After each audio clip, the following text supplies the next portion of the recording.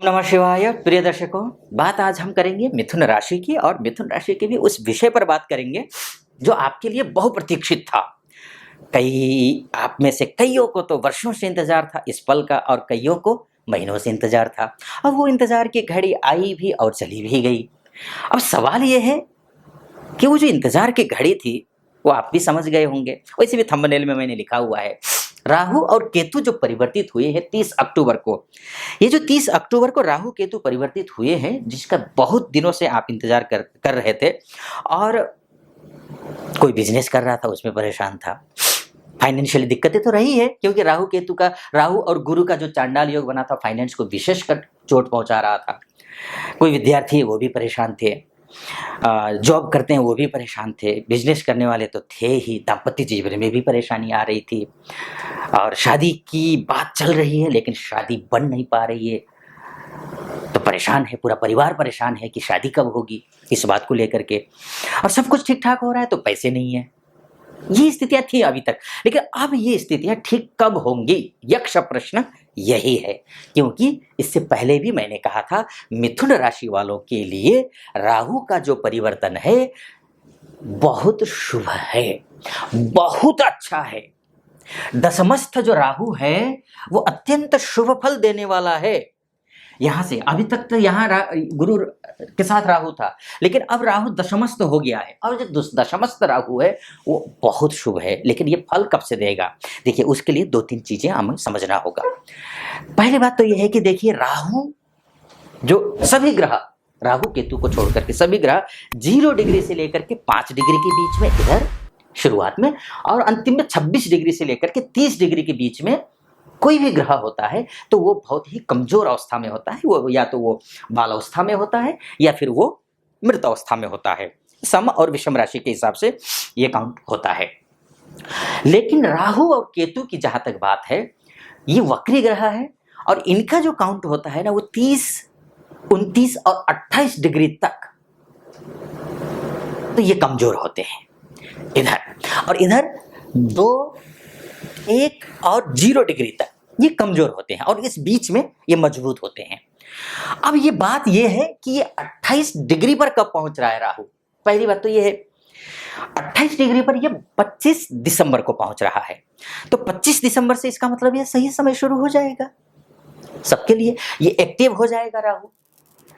जब राहु एक्टिव हो जाएगा आपका मान बढ़ेगा, आपका सम्मान बढ़ेगा, आपका पद बढ़ेगा, आपकी प्रतिष्ठा बढ़ेगी, पैसा आएगा सोसाइटी में, परिवार में, सबके साथ में रिश्ते अच्छे होंगे, पिता के साथ रिश्ते अच्छे होंगे, है ना। उसके साथ साथ में प्रॉपर्टी को देख रहे हैं या फिर रियल एस्टेट में काम करते हो आप, इन सभी क्षेत्रों के लिए बहुत अच्छा समय है, होना चाहिए और होगा भी। 25 दिसंबर से लेकर के अच्छा होगा, नो डाउट, कुंडली के हिसाब से। लेकिन एक बात मैं आपसे और कहना चाहूंगा, देखिए कोई भी कुंडली देखना हो, कोई भी कुंडली देखना हो, उसमें आपके लग्न कुंडली को देखना बहुत जरूरी होता है। वो इसलिए, देखिए आप मिथुन राशि के व्यक्ति हैं, मिथुन राशि के व्यक्ति इस धरती में, मैं सिर्फ भारत की बात नहीं कर रहा हूं, इस धरती में तकरीबन 70 करोड़ है और 70 करोड़ व्यक्तियों के साथ में एक ही जैसी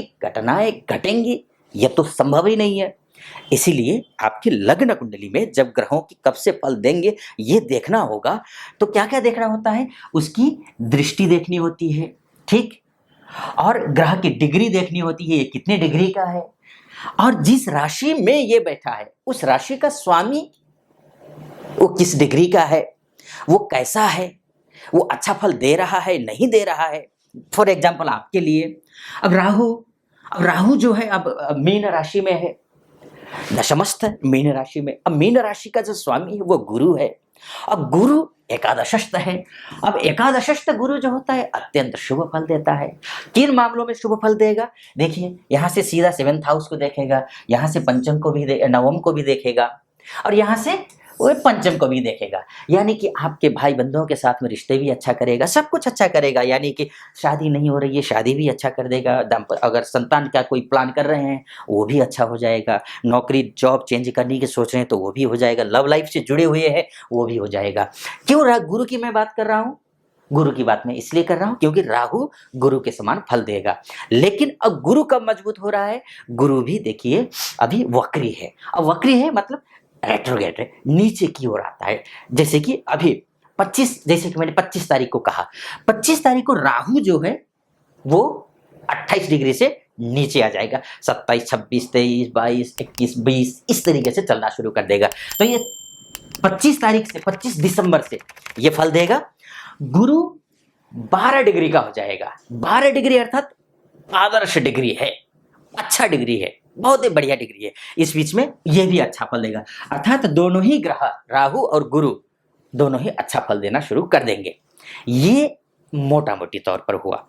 अब आपकी कुंडली में गुरु खराब है, राहु खराब है। अब खराब किस सेंस में? मान के चलिए गुरु अस्त है, गुरु शत्रुगृही है, शत्रु ग्रह के द्वारा दृष्ट है, नवमांश में कमजोर है, षड़बल में कमजोर है, दिग्बल में कमजोर है, कालबल में कमजोर है, चेष्टा बल में कमजोर है। दशाएं राहु और केतु के बिल्कुल विपरीत दशाएं चल रही हों आपकी कुंडली में, लग्न कुंडली में। क्योंकि लग्न कुंडली तो वो है ना, ये तो मोटा मोटी तौर पर हुआ ना। जैसे मैंने आपको कहा ना कि 70 करोड़ लोग हैं, 1 सेकंड का भी अगर जन्म आगे पीछे होता है ना, आप ट्विंस को देखते होंगे ना, कुछ मिनट के अंतर से जन्म लेते हैं और एक का भाग्य कुछ और होता है, दूसरे का भाग्य कुछ और होता है, वही अंतर होता है। ये एक दिशा दिखाने के लिए है। कई लोगों ने मुझसे सवाल किया कि राहु परिवर्तित तो हो गया लेकिन फल कब से देगा? फल तो ये, अगर आपकी कुंडली में राहु और गुरु की स्थिति अच्छी है तो ये फल तो आपको 25 दिसंबर से निस्संदेह देगा ही देगा, देना ही है इसको, शास्त्र कहता है ना। लेकिन डिपेंड आपकी दशा कैसी चल रही है। हो सकता है राहु अच्छी स्थिति में है और गुरु अच्छी स्थिति में, आपकी कुंडली में एंटी दशा चल रही हो, बिल्कुल एंटी दशा चल रही हो, तब क्या करेंगे? तो ये भी स्थिति आती है। तो तब भी आपको हो सकता है आगे भी हो पीछे भी हो, उसके लिए डिटेल में आपकी कुंडली का एनालिसिस भी करना जरूरी होता है। तो इसलिए आप अपनी कुंडली में, अगर आप कुंडली आसपास में कोई विद्वान एस्ट्रोलॉजर हैं तो उनसे भी आप अपनी कुंडली दिखा लीजिएगा। अगर आसपास में कोई विद्वान एस्ट्रोलॉजर नहीं है तो नीचे नंबर होगा, उन नंबरों पे कॉल कीजिए, हमारे प्रतिनिधि से बात कीजिए और मुझसे आप परामर्श करने के लिए आप अपॉइंटमेंट भी ले सकते हैं और ले लीजिएगा। एक तो ये बात हो गई। अच्छा, अब दूसरी बात मैं आपसे कहूंगा जो कि बहुत महत्वपूर्ण है, आपका भाग्य आपका कितना साथ देगा। देखिए शनि जो है ना 24 नवंबर से शनि शतभिषा नक्षत्र में प्रवेश करेंगे। और शनि की बात मैं क्यों कर रहा हूं? क्योंकि शनि जो है ना वो आपका भाग्येश है।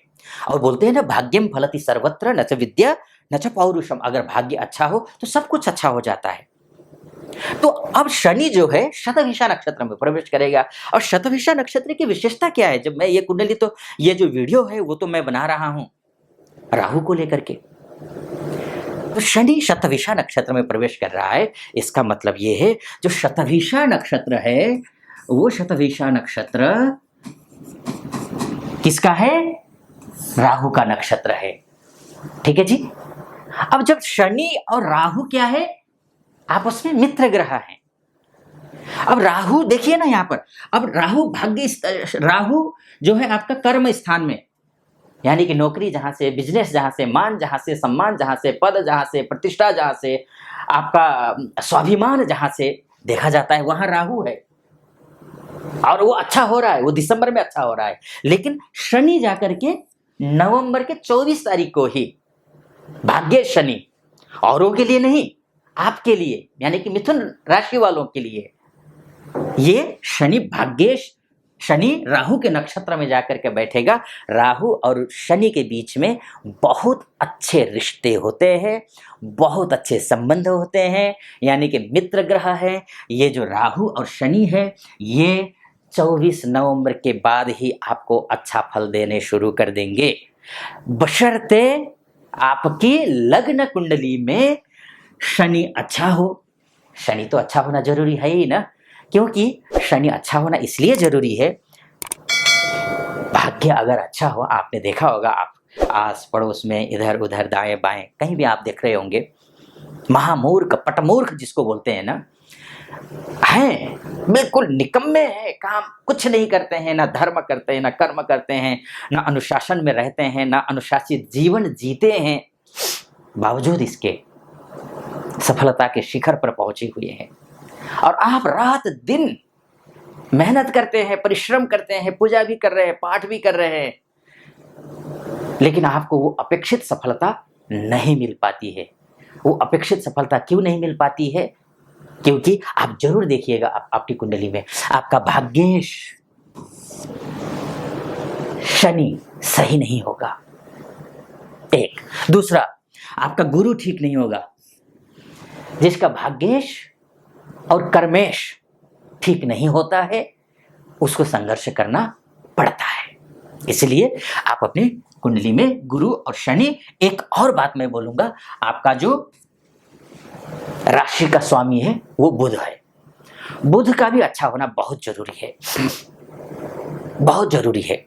बुध जो है इसी अभी तो यहां दिख रहे हैं आपको तुला राशि में, फिर वृश्चिक में, फिर उसके बाद जाकर के नवंबर के एंड में ये भी धनु राशि में आ जाएंगे।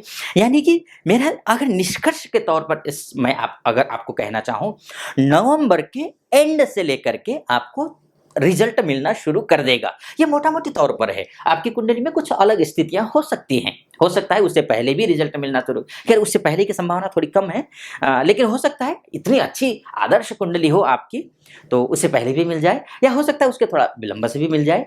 अब किसी को देखिए, अब मेष राशि वालों को 21 जनवरी के बाद भी मिल रहा है, किसी को 21 जनवरी के बाद भी है, किसी के लिए जो है 24 जनवरी को भी 24 दिसंबर को भी था। वृष वालों के लिए अलग है, मिथुन वालों के लिए, सबके लिए अलग अलग है। आपके लिए ये नवंबर के लास्ट वीक से लेकर के राहु अपना फल देना शुरू कर देगा, और केतु भी बहुत जरूरी है ना। केतु भी अपना फल देना शुरू कर देगा। इस वीडियो को मैं बहुत ज़्यादा लंबा नहीं करता हूँ। हाँ, आपको किसी प्रकार का कोई अगर परामर्श लेना चाहते हैं, ज्योतिषीय परामर्श लेना चाहते हैं, तो नंबर नीचे है, उस पर आप कांटेक्ट कर सकते हैं। और हाँ, अगर आप इतना जरूर कहूँगा, शनि की उपासना, राहु की और गुरु की उपासना करिएगा, जरूर करिएगा। आपको मिथुन राशि वालों को करना चाहिए, ये जरूर कर, इतना निवेदन स्वीकार कीजिए। बाकी ठीक है, कैसा लगा आपको वीडियो? अच्छा लगा हो तो वीडियो को लाइक कर दीजिएगा, कमेंट बॉक्स में जाकर के ओम नमः शिवाय कर दीजिएगा, और पहली बार वीडियो देख रहे हैं तो चैनल को सब्सक्राइब कर दीजिए, और जो बेल आइकॉन है उसको प्रेस कर दीजिएगा। कई लोग शिकायत करते हैं कि आपका नोटिफिकेशन नहीं आता है, तो नोटिफिकेशन तभी आएगा जब आप बेल आइकन को आप प्रेस करेंगे। ठीक है, फिलहाल अनुमति दीजिए। ओम नमः शिवाय।